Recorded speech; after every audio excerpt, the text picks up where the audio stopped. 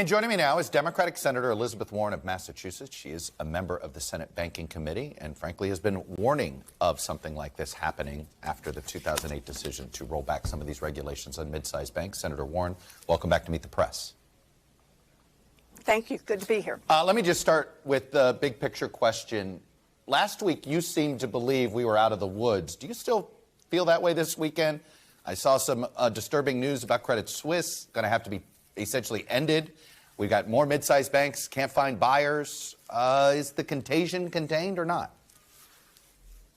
Well, can we just start, though, let's roll this back just a little bit about what went wrong. Remember, Gary Becker and the other CEOs of these multi-billion-dollar banks came to Washington back in 2016, said, lighten the regulations on us. Donald Trump ran for president saying, I will lighten the regulations on these big banks. He gets put in and he puts in bank regulators who lighten the regulations. He then goes to Congress and says to Congress, give them the authority to lighten the regulations even more. And Congress, with help from both parties, obliged him. Then Jerome Powell just took a flamethrower to the regulations, weakened dozens of the regulations. And then the CEOs of the banks did exactly what we expected. They loaded up on risk that boosted their short-term profits. They gave themselves huge bonuses and salaries and exploded their banks. So the problem we now face is twofold, as you described this. What are we going to do to make sure that the banks across this system are stable? That is, these big banks. The little community banks, they're doing great. But these banks that are multi-billion-dollar banks, how are we going to make sure that they are stable and that we've got a set of rules in place going forward that will keep them safe? So I want to see an independent investigation. Fed doesn't just get to investigate itself. I want to see us make a change in the laws, roll back the rollbacks to put tougher regulations in place. And we finally need to step in and say, these bank CEOs, we've got to align them so that there are clawbacks, they're giving up on these big salaries, and they don't get to go into banking again if they explode a bank. So that's how I see the overall system right now. Okay, but what about in the moment? How concerned are you about this? In the moment. About this unraveling on us in the next couple of weeks? Well, in the moment, we've got the federal government obviously taking extraordinary action. They've done it to back up depositors, and I think it's fair to say that depositors should be able to take a pretty deep breath about the federal government has indicated there's going to be a lot of protection for you, but we have to worry about how much risk is in these multi-billion-dollar banks, because it's perfectly clear that these regulators were asleep at the switch. And I want to get to that. I mean, because, you know, there's some Republican lawmakers that are arguing, look, that the 2018 law itself didn't tell the Fed not to regulate these banks. That essentially, if they wanted to be on top of them, they still could. Where do you fall on that? Is this more on the Fed or more on the law that was repealed? It's both and. Because what the law specifically said is, here's some regulations you got to roll back. But mostly the door is wide open to roll back those regulations. And do you know how I know that is exactly what the effect of the law was? Because Jerome Powell said so. He stood up after the law was passed and he said, whoa, that he was going to weaken a whole slate of regulations. And why? It's in the same sentence. Because Congress just told me to. Right. So there's plenty of working together to weaken regulations. And look, that's why now what we need to do is we need to go back and take that provision that we passed in 2018 and just roll it back out and say, no, the Fed doesn't get that ability to just go to sleep when they have ultimate supervisory responsibilities over these multi-billion-dollar banks. Last fall, you had written a letter to Fed Chair Jay Powell, you and a lot of other lawmakers concerned about the rapid rise of interest rates. At the time, you didn't mention the impact on potentially on banking investments, and perhaps there's no reason you should have at the time. You were more concerned about his intended goal of raising the rates. Considering another rate hike is on the table, do you think it would send a bad message to the economy that maybe our banks are unstable if he doesn't keep on this path? Or do you think he should keep going if that is his intent and raise a quarter point? No, I do not think he should raise rates. But look, I want a full disclosure here. I've been in the camp for a long time that these extraordinary rate increases that he has taken on, these extreme rate increases, are something that he should not be doing. Why? And the reason for that is twofold. Yeah. Well, twofold. The first is to remind Chair Powell he has a dual mandate. Yes, he is responsible for dealing with inflation, but he is also responsible for employment. And what Chair Powell is trying to do, and he has said fairly explicitly, is that they are trying to, in effect, slow down the economy so that, this is by the Fed's own estimate, 2 million people will lose their jobs. And I believe that is not what the chair of the Federal Reserve should be doing. I want to make a second point on inflation as well, though. There are other drivers of the cost increase. For example, price gouging, supply chain kinks, the war in Ukraine. Raising interest rates doesn't do anything to solve those problems. All it does, at least by the way the chair wants to do this, is put millions of people out of work. I opposed Chair Powell for his initial nomination, but his renomination, I opposed him because of his views on regulation and what he was already doing to weaken regulation. But I think he's failing in both jobs, both as the oversight manager of these big banks, which is his job, and also what he's doing with inflation. If at this point, I am curious, do you think, it sounds like we are never going to let a bank fail. Is that a mistake?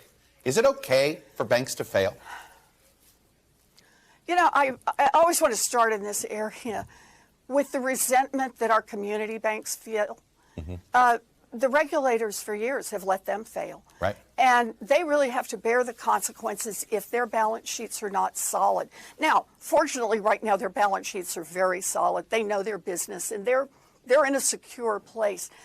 But these multi-billion-dollar banks, I think the thing that just downright offends me is that Gary Becker and these other CEOs were coming to Washington telling Donald Trump, telling the Republicans, telling Congress they pose no risk. They should be treated just like those small community banks that know their communities and don't take on much risk. And look, these are guys who figured out they could make a lot of money by loading up on risk. Look at just the piece on inflation. They made the bet that inflation would stay at historic lows forever. Now, why? Not because they're not smart. They made that bet because it cost money to hedge that bet. And that would have bitten into profits. And that would have bitten into the bonuses they got. So that means, this is why I have to underscore this, for these big banks that could take down the banking system, that could take down a lot of small businesses and medium-sized businesses, we've got to have tough regulators. That means, and I'm going to say it again, we've got to have an independent investigation. Powell needs to turn around the regulations that are in place right now. Congress needs to step up and roll back the changes that were made in 2018, and we need to hold these CEOs accountable. That's how we have a safe and secure banking system. It's pretty clear you don't have confidence in Jay Powell. Do you think the president should fire him? Look, my views on Jay Powell are well known at this point. He has had two jobs. One is to deal with monetary policy. One is to deal with regulation. He has failed at both. Right. Would you advise President Biden to replace him? Look, I don't think he should be chairman of the Federal Reserve. I have said it as publicly as I know how to say it. I've said it to everyone. All right. A couple of quick other topics. A TikTok ban. There is some thought of trying to pass this in a way, this Restrict Act, that essentially would target companies like TikTok that have relationships with a perceived enemy like the Chinese Communist Party. Where are you on that? So, look, there are two parts to this for me. One is the question about ties to the Chinese government. We got problems with a lot of companies with ties to the Chinese government. We should certainly take a close look at that. That's what CFIUS is about. We should be careful with that. But the other is the question of privacy overall, about the information that's being gathered about individuals and how that information is being used. For example, here we are in the wake of Roe versus Wade being repealed, Texas putting a $10,000 bounty on people who help someone perform or get access to an abortion. What kind of information is being collected off people's telephones? Right. And how is that information being sold to others? This is a much bigger problem that Congress needs to look into. Calling this a TikTok problem by itself, I think, really misses the elephant in the room here. And very quickly, a lot of progressives not happy with some recent moves by the Biden administration. Immigration is one of them. The D.C. crime bill is another one. But the one that I think perhaps some people see a lot of cynicism behind is the decision to approve a massive new drilling project in the Arctic. What do you make of these moves by President Biden? Are you supportive of them, or how critical are you of them? No, you just named three in a row that I oppose. I thought they were wrong. I said so publicly. I've written letters about What do you think the motive is behind them? On the other hand, look, I want to be clear, though. Joe Biden and I don't agree on everything, but I'm really glad he's president of the United States. In the middle of this banking crisis, he's kept a steady hand. He's done the things that keep us safe, and I appreciate that. He also is someone who has really pushed hard. Look at this latest budget he's put out. He said to the Republicans, you guys want to say that you want to bring down the national debt? I know how to do that. And that is make the wealthy and the well-connected pay their fair share. He said he wants to put money into universal child care and lifting children out of poverty. And he's already delivered. He's delivered the biggest climate package in the history of the world. And now, watch a special smile from me, paid for by my 15% minimum corporate tax on billionaire corporations. So he's got a lot that he's gotten done. He's got a lot that he's doing. We don't agree on everything, but boy, I'm glad he's president. You don't think these moves demoralize any of his supporters, his more progressive supporters? Look, whenever someone's not doing whatever it is any one of us wants to see them do, of course, you stay in the fight and you try to persuade them about the rightness of your position. You try to urge them to find other ways to accomplish their goals. Okay.